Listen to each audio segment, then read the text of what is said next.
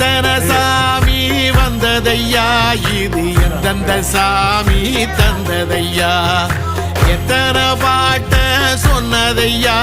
அத சுத்துற பூமி கண்டதையா, அடிச்சு வீசும் காத்துலையும் அந்த தகப்பனாச சுத்துதையா,